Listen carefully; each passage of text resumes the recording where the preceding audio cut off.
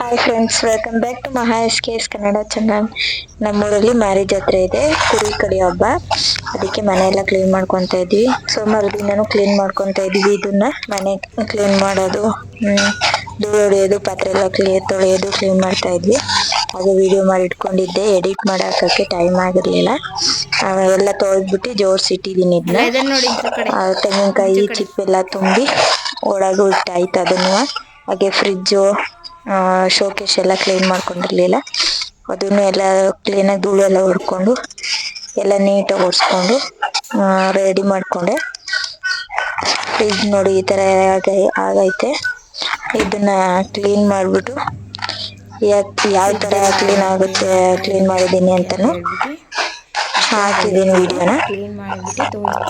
ಇವಾಗೆಲ್ಲ glass item ಎಲ್ಲ items ಎಲ್ಲ ಹೊರಗೆ ತೆಗ್ದಿಟ್ಬಿಟ್ಟು, ಆಮೇಲೆ ಅದ್ರಲ್ಲಿ ಇದ್ದಿದ್ದನ್ನ ಸ್ಟ್ಯಾಂಡ್ಗಳನ್ನೆಲ್ಲ ತೊಳ್ದಿ ಒಣಾಕಿದ್ದಾಯ್ತು. ಇದು ಶೋಕೇಶ್ ಅಲ್ಲಿ ಇದ್ದಿದ್ದು ಇಷ್ಟು ಐಟಮ್ಸ್ಗಳನ್ನ ತೊಳ್ದು ಒಣಾಕಿದ್ವಿ.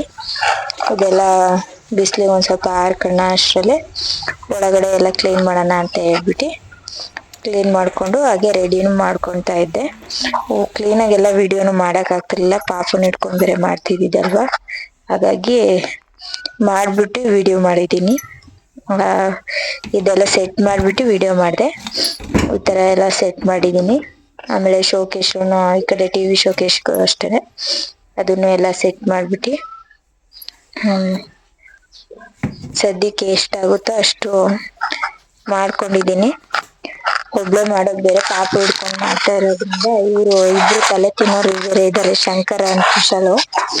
ಆಮೇಲೆ ಫ್ರಿಜ್ ಕ್ಲೀನ್ ಮಾಡ್ತಾ ಇದ್ನಲ್ಲ, ಹಾಗೆ ಅದನ್ನು ಎಲ್ಲ ಕ್ಲೀನಾಗಿ ಒರೆಸ್ಬಿಟ್ಟು ಫ್ರಿಜ್ನ ಎಲ್ಲ ತೊಳೆದಿದ್ದನ್ನೆಲ್ಲ ತಂದು, ಆಮೇಲೆ ಇದು ಈ ಶೀಟ್ನೆಲ್ಲ ತಿಕ್ಕಿ ಒಣಾಕಿದ್ದೆ. ಅದನ್ನು ಒಣಗಾಗಿತ್ತು, ಅದನ್ನು ಒಣಗಾಗಿದ್ದನ್ನ ಒಣಾಕಿದ್ದೆ. ಒಣಗಿದ್ಮೇಲೆ ಅದನ್ನು ತಗೊಬಂದು ಇಟ್ಟೆ. ಇದು ಎಲ್ಲ ಅಡ್ಜಸ್ಟ್ ಮಾಡಿ ನೋಡ್ತಾ ಇದ್ದೆ.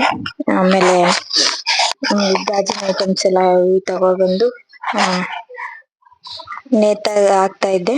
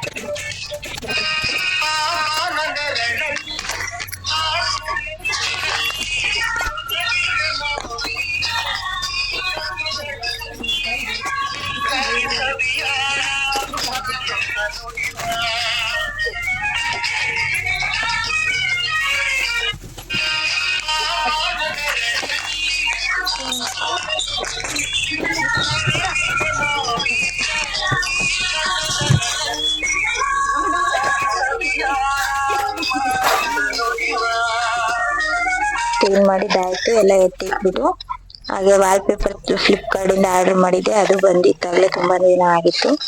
ಅದನ್ನು ಎಲ್ಲ ಇಲ್ಲಿ ಕ್ಲೀನಾಗಿ ವಾಲ್ ಪೇಪರ್ ಹಾಕಿದೀನಿ. ಈ ವಿಡಿಯೋ ಇಷ್ಟ ಆದ್ರೆ ಪ್ಲೀಸ್ ಲೈಕ್ ಮಾಡಿ, ಶೇರ್ ಮಾಡಿ, ಹಾಗೆ ಹೇಗ್ ಬಂದಿದೆ ಅಂತ ಕಮೆಂಟ್ ಮಾಡಿ, ಸಬ್ಸ್ಕ್ರೈಬ್ ಮಾಡ್ಕೊಂಡು